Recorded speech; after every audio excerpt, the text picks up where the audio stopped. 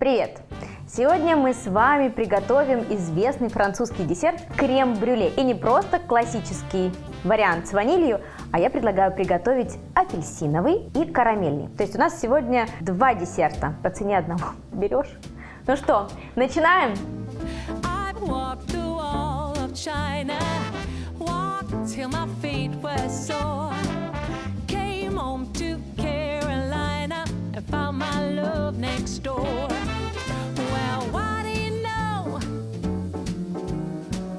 Для приготовления апельсинового крем-брюле нам понадобится 250 мл сливок, жирность не менее 30%, 30-35%, 150 мл молока, 1 апельсин, нам понадобится цедра, 80 граммов желтков и 110 граммов сахара. Если у вас нет сливок жирностью 30-35%, то вы можете заменить молоко и сливки на сливки по 18-20%. Рецептуру я прописала под видео, вариант, который без молока. Если я вдруг вас запутала, можно посмотреть. И еще один нюанс. Если у вас нет весов, вы всегда можете прочитать также под видео информацию о том, как же разобраться без весов с рецептом. Можно чашками, можно ложками, кружками, вилками, что там? Ведрами. Спасибо, ведрами. Итак, что мы делаем? Берем сливки и молоко, отправляем в сотейник. Десерт очень простой, если придерживаться всех правил и секретов, но не требует много внимания к себе. Молоко, сюда же желтки и сахар. Как все просто, да? И сюда же цедра одного апельсина. Счищаем только цветную оранжевую часть, белую не натираем, она горчит. Отлично. Готово. Перемешиваем все это венчиком, взбивать ничего не нужно, чтобы не было на поверхности нашего крема пузырей. Так, просто перемешали. Берем лопаточку, ставим нашу массу на огонь. Он должен быть средний, даже чуть ниже среднего. И при постоянном помешивании лопаточкой прогреваем до температуры около 80 градусов, не больше. Если у вас есть градусник, вы можете замерять все это градусником. Если градусника нет, будьте внимательны. Как только эта масса начинает парить, снимайте с огня. Все готово. Вот так движением восьмерка перемешиваем. Наш крем уже парит. Я подержала его буквально еще 20-30 секунд. Все, снимаем с огня, чтобы не получился омлет. Говоря профессиональным языком, мы с вами приготовили крем-англес. Крем-англес – это основа многих десертов, например, мороженого или десерта такого, как пудинг-дипломат. Если крем-англес запечь на водяной бане, то мы получим крем-брюле. Мерный стакан сито. Мы апельсиновую цедру оставлять с вами не будем в креме, чтобы она не горчила. Переливаем через сито, чтобы не попала цедра. Наш апельсиновый крем-англес готов. Берем формочки. У меня вот такие керамические формы. Здесь объем 250 мл. Общий вес того англеза, который мы с вами приготовили, приблизительно 600 мл. Разливаю на 3 формы, а 3 оставшиеся формы это для карамельного крем-брюле. Я сейчас апельсиновый отставлю в сторону и приготовлю карамельный крем. Потом залью его в формы и отправлю уже одновременно выпекаться и апельсиновый, и карамельный крем-брюле.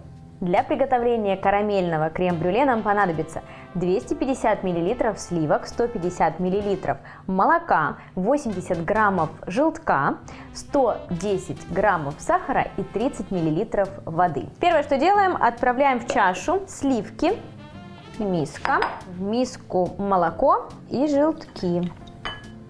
Оп. Перемешиваем.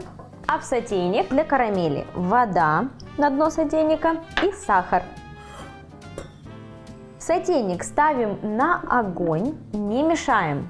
Ждем появления красивой темно-коричневой карамели. К этому же моменту, когда мы получим уже красивую карамель, у нас должны быть горячие сливки рядышком с нами, вот тут под рукой, чтобы сразу объединить их с карамелью. Если у вас сливки будут не горячие, холодной или комнатной температуры, у вас карамель просто образует такой карамельный пласт и не будет никакой однородности. В общем, будет плохо. Поэтому сливки прогреваем и параллельно готовим карамель. Сливки горячие. Ничего пока не мешаем. Просто для успокоения, не знаю, держим термостабильную лопаточку в руках.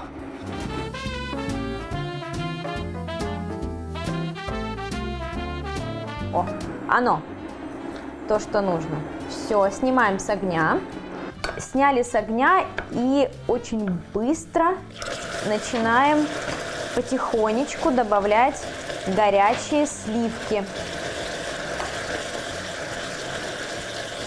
Теперь мы эти карамельные сливки отправляем к нашим желткам с молоком. Перемешиваем и через сито перельем в чашу. Как отмыть сотейник? Извечный вопрос. Заливаете его водой, ставите на огонь, водичка там в нем немножко прокипит, сотейник отмыт.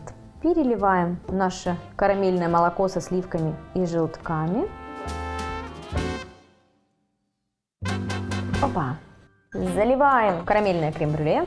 Пока это еще карамельный крем-англес. Крем-брюле это станет после запекания.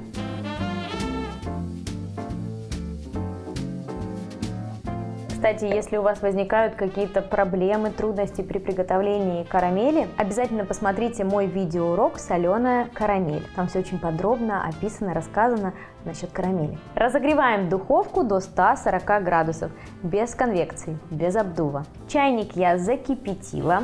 Напомню, что крем-брюле, что же я напомню, я скажу вам, то крем-брюле выпекается на водяной бане.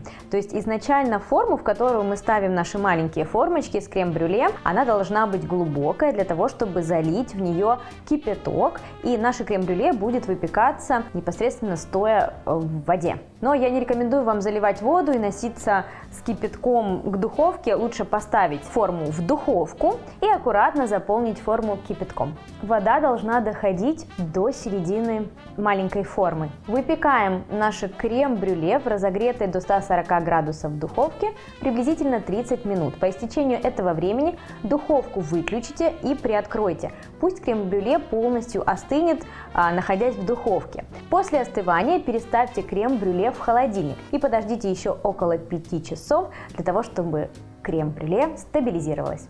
Крем-брюле готово, оно постояло в холодильнике часов 5 и на поверхности образовался конденсат. Мы будем присыпать тростниковым коричневым, обжигать газовой горелкой, и для того, чтобы все получилось, все было красиво и хорошо, я вам рекомендую так аккуратненько, чтобы не было лишней влаги. Берем сахар, высыпаем на крем-брюле.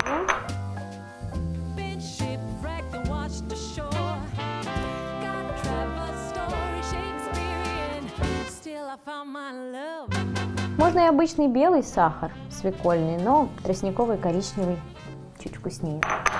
Газовая горелка, обжигаем до образования корочки.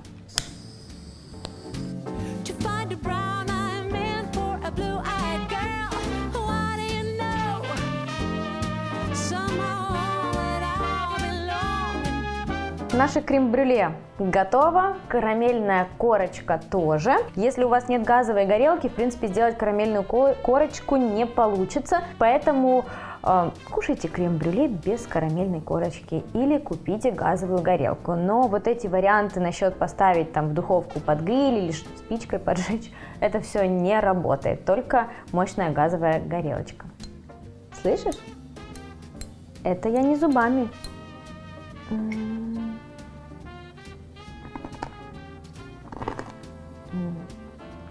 Я очень люблю этот десерт.